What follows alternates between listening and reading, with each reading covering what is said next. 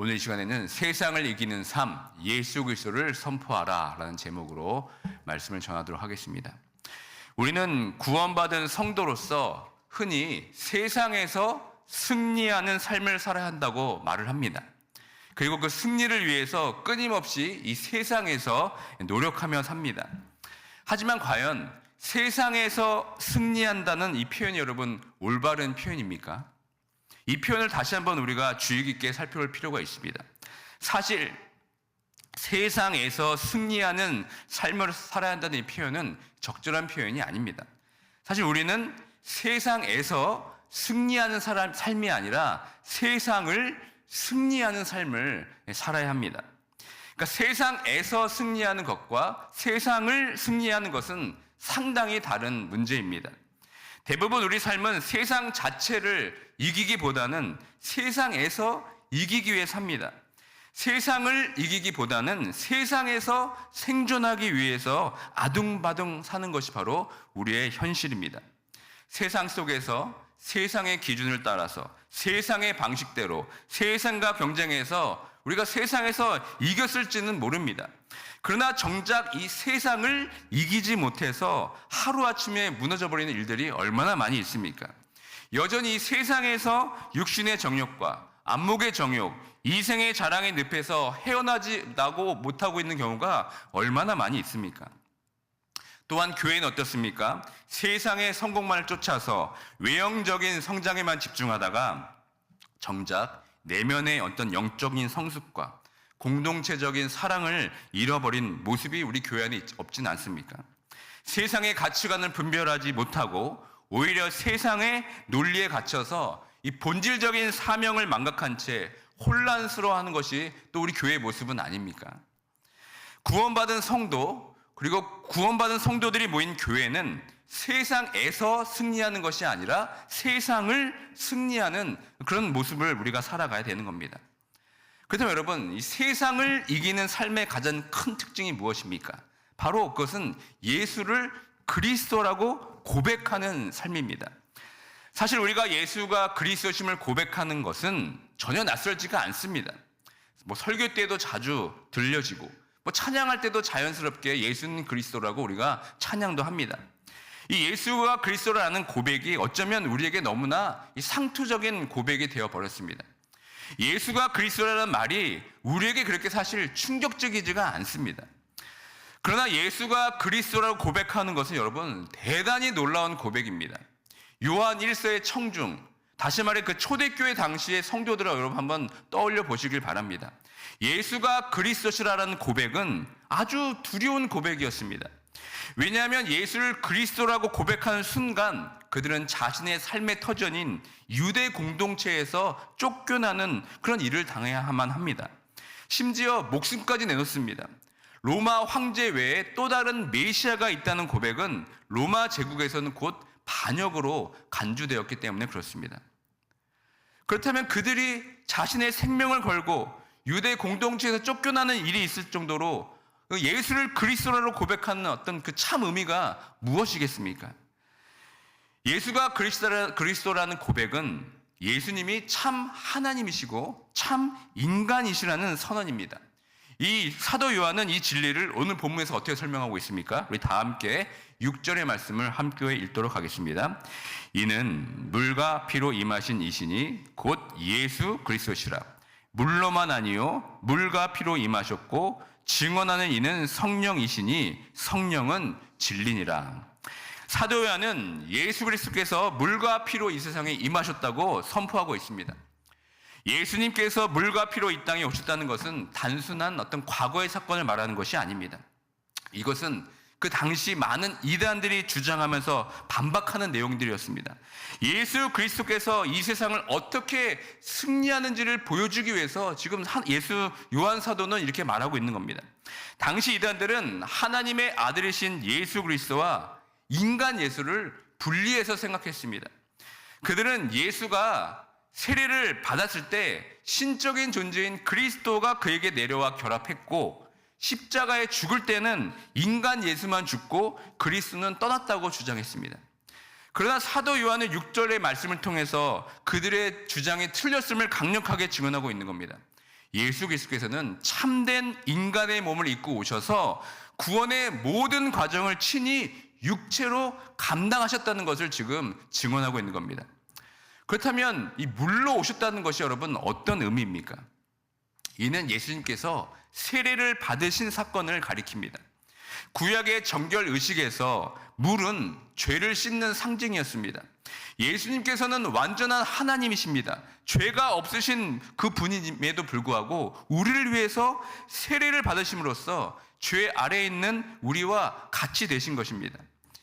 이는 장차 자신을 통해 구원받을 백성을 대신하여서 죄의 심판을 상징하는 물 아래 잠기심으로써 온 세상의 죄를 짊어지셨음을 의미하는 겁니다. 이처럼 세례를 통해 우리의 죄를 친히 담당하신 그 예수님은 세상을 이기는 승리의 첫 발걸음을 이 세례로서 내딛게 된 것입니다. 그리고 피로 오셨다는 것은 무엇을 의미합니까? 이것은 바로 예수님께서 십자가에서 실제로 죽으시고 피를 흘리신 사건을 말합니다.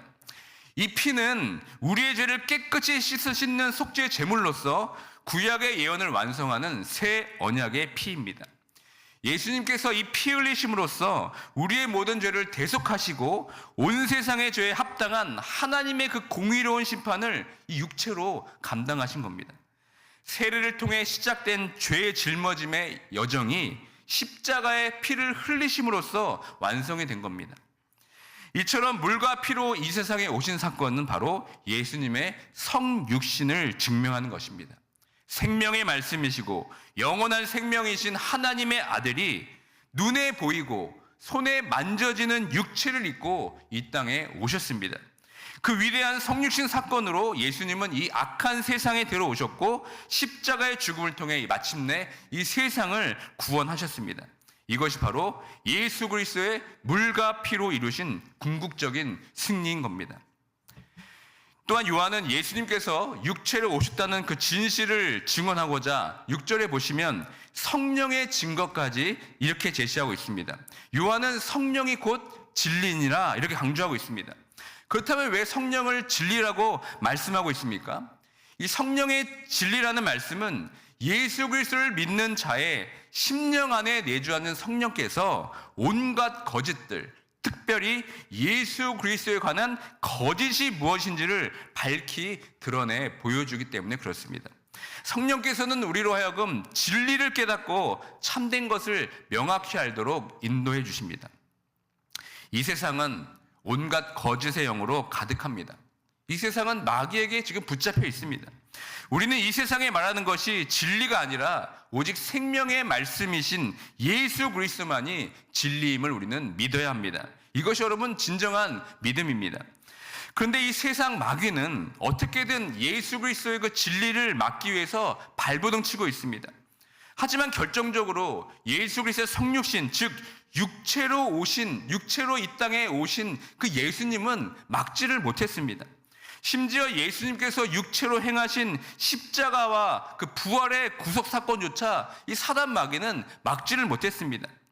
마귀는 예수님이 태어날 때부터 어떻게든 예수님을 이 땅에 오지 못하도록 막았습니다. 그게 누굽니까? 헤롯을 통해서 모든 남자아이를 죽이겠다는 어떤 그 명령을 실행함으로써 예수님이 이 땅에 오시는 것을 막기로 애를 썼습니다. 또 광야에서도 어떻게 합니까? 유혹합니다. 그리고 마지막 십자가에서 하나님의 아들이거든 당장 내려오라고 조롱하고 유혹했지만 끝내 예수님께서는 육체로 죽으셨습니다. 그리고 다시 육체로 부활하셨습니다. 이를 통해서 예수 그리스도께서는 행하신 그 십자가 사건으로 말미암아 어둠뿐인 세상에 빛을 비추기 시작했고 새하늘과 새 땅이 도래하게 되었으며 하나님의 나라가 이 땅에 시작이 된 겁니다. 그 결과 예수 그리스도께서는 물과 피로 이 세상을 쥐고 흔드는 사단의 머리를 짓밟게 된 것입니다. 그런데 여러분, 여전히 사단 마귀는 포기하고 있지 않습니다. 진리이신 예수 그리스도에게는 패배했지만 그를 따르는 그리스도인들에게는 아직 아닙니다. 예수님께서 다시 재림하실 때까지 그 남겨진 시간 동안 어떻게든 죽임당하신 어린 양을 따르는 이 성도들을 이 세상에서 패배시키기 위해서 지금도 여러분 몸부림치고 있습니다. 그래서 사탄은 이 세상 사람들로 하여금 예수 그리스도의 그 물과 피로 이 세상을 승리하셨다는 그 진리를 왜곡하기 시작합니다. 성도들의 마음속에 예수 그리스도를 온전히 믿지 못하게 하는 이 거짓의 바리케이트를 치면서 거짓의 영으로 사이비 종교와 이단들을 양산해내고 있습니다. 거짓과 미혹의 영이라는 이 전염병을 계속해서 끊임없이 퍼뜨리고 있습니다. 예수 그리스도가 이 세상을 이기지 못하게 하기 위한 이 플랜 A가 실패하자 사탄은 예수님을 따르는 자들을 미혹해서 이 세상에서 실패하게 만드는 이 플랜 B를 지금 가동하고 있는 겁니다.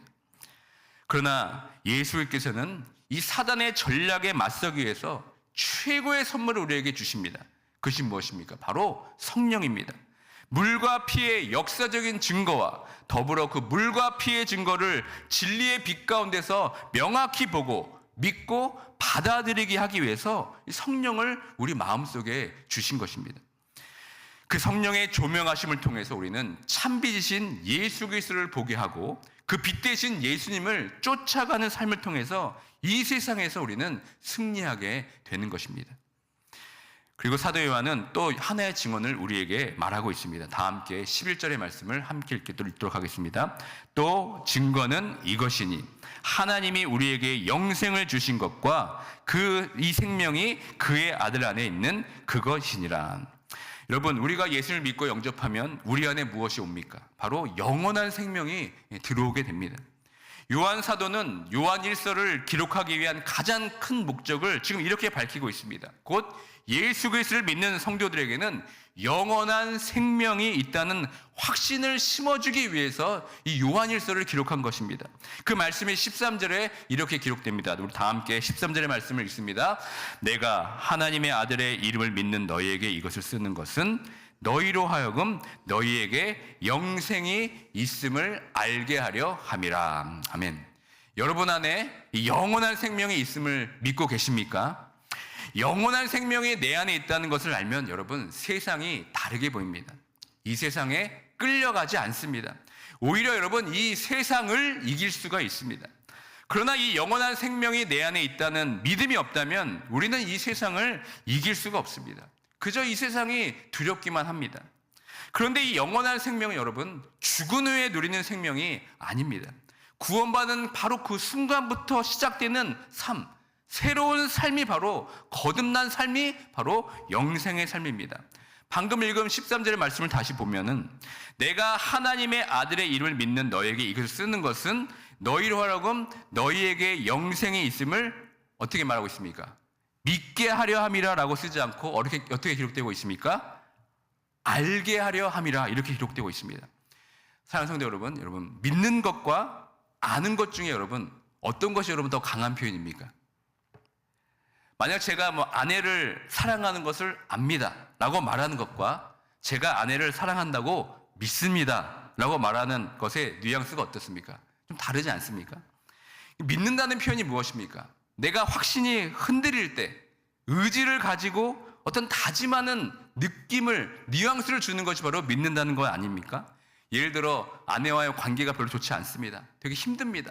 그때 내가 아내를 사랑한다는 것을 믿어야 돼 라고 내가 내적으로 고백하게 된다면 이건 스스로를 설득하고 다짐하는 어떤 뉘앙스가 담기는 것이 아닙니까? 근데 여러분 이 안다는 것은 어떻습니까? 이 안다는 것은 확연히 다릅니다. 이것은 흔들리지 않는 확신의 어떤 고백인 겁니다. 제가 아내를 사랑하는 것을 압니다 라는 이 표현은 사랑한다는 사실에 추호의 의심도 없이 완벽하게 확신하고 있다는 것이 아니겠습니까? 이것은 단순한 감정의 어떤 희망이 아니라 실제적인 변함없는 지식과 경험을 바탕으로 진술하는 겁니다. 그러므로 너에게 영생이 있음을 알게 하려 함이라 라고 기록된 것은 아주 매우 중요한 의미를 지닙니다. 단순히 영생이 존재한다는 것을 믿는 것 수준을 넘어서 성도들이 영생을 확실히 알고 누리도록 하려는 하나님의 어떤 강력한 의지가 담겨 있는 겁니다. 우리가 예수 그리스도를 확실히 경험하고 그분 안에 있는 영생을 깨닫게 된다면 그 확신은 결코 우리 안에서만 맴돌지가 않습니다. 우리 안에서만 머물러 있지가 않습니다. 그 확신은 여러분 반드시 드러나게 되어 있습니다. 내가 받은 그 구원, 그 영원한 생명을 소유하게 된다면 우리는 그 영생이신 예수 그리스도를 선포할 수밖에 없습니다. 물과 피로 오신 예수 그리스도로 인해서 우리에게 영원한 생명, 이것을 성령께서 우리 안에서 확신하게 하시고 증언하게 하시는 것이 바로 구원받은 성도들의 삶입니다. 이 삶이야말로 예수 그리스도를 선포하는 삶이야말로, 증언하는 삶이야말로 세상을 이기는 삶이며 궁극적으로 이 세상을 승리하는 삶입니다. 저는 지난 휴가 때 주일 예배를 드리러 이 교회 시카고에 있는 윌로우 크릭 처치를 방문했습니다. 거기서 예배를 드리다가 한 찬양의 큰 은혜를 받았습니다. 그 찬양의 제목이 이겁니다. I speak Jesus라는 곡입니다. 가사가 이렇습니다. I just wanna speak the name of Jesus. 그저 예수님의 이름을 말하고 싶어요 라는 이 가사로 시작되는 찬양입니다. 그리고 그 다음 가사가 계속 이렇게 반복됩니다. Shout Jesus from the mountains. Jesus in the streets. Jesus in the darkness over every enemy. Jesus for my family. I speak the holy name Jesus. 라는 가사가 계속 반복되고 마지막에 I speak Jesus. 나는 예수님을 말해요라고 이 찬양이 끝이 납니다. 여러분, 이 찬양의 가사처럼 우리가 예수님을 온전히 믿고 안다면 그 예수 그리스도를 결코 우리가 마음속에만 간직할 수가 없습니다. 우리는 그 예수 그리스도를 말할 수밖에 없습니다. 그 예수 그리스도의 이름을 이 세상에 선포할 수밖에 없는 겁니다. 바로 이것이 여러분 이 세상을 이기는 길인 줄 믿습니다. 성도들, 초대교회 성도들은 예수 그리스도를 선포하는 것이 이 세상을 이기는 길임을 분명히 알았습니다. 비록 그 고백과 선포 때문에 핍박당하고 죽임당할 수밖에 없다는 것을 알았음에도 불구하고 그들은 두려워하지 않았습니다. 왜냐하면 예수 그리스도를 믿는 믿음 때문에 내 안에 영원한 생명이 있음을 확실히 알았기 때문에 그렇습니다. 그 영원한 생명을 소유하고 있었기 때문에 그 어떤 핍박과 고난 앞에서도 당당하게 예수 그리스도를 외칠 수 있었던 것입니다. 여러분들은 어떠십니까? 여러분은 여러분 안에 예수 그리스도를 믿음으로 말미암아 영원한 생명을 소유하고 있음을 믿고 계십니까? 그렇다면 여러분이 알고 경험하는 예수 그리스도를 이 세상에서 어디에서나 증거하고 선포하는 우리가 삶을 살아갈 수밖에 없는 겁니다. 세상을 이기는 것은 물과 피로 육체 가운데 오셔서 이 어두운 세상의 빛으로 뚫어내시고 그 죄와 사망에서 승리하신 그 예수 그리스도를 선포하는 것입니다. I speak Jesus라고 외치는 것이 예수 그리스도 안에 있는 그 영생이 내 안에 있음을 증거하는 것이며 이것이 바로 세상을 이기는 성도들의 삶인 줄 믿습니다. 이미 우리들은 예수 그리스도 안에서 죽어진 존재이고 이미 십자가와 부활 그리고 하늘 보좌에 연합된 존재들입니다. 예수를 통해서 삼위 하나님과 깊은 사귐 가운데 나아가는 길을 우리가 얻게 되었습니다. 그로 인해 성령께서 우리 안에 내주하셔서 충만하게 지금도 역사하고 계십니다. 이 영원한 생명을 허락하신 예수 그리스도를 I speak Jesus라고 날마다 선포하며 나아갈 때 우리는 세상에서 승리하는 것뿐만 아니라 세상을 승리하는 자로 살아가게 될 줄 믿습니다. 그래서 이미 세상을 승리하신 예수 그리스도를 증거하고 선포함을 통해서 내가 알고 있는, 내가 누리고 있는 영원한 생명을 이 세상에 보여주고 나눠주는 복된 삶을 살아가시는 모두가 되길 주님의 이름으로 축원드립니다.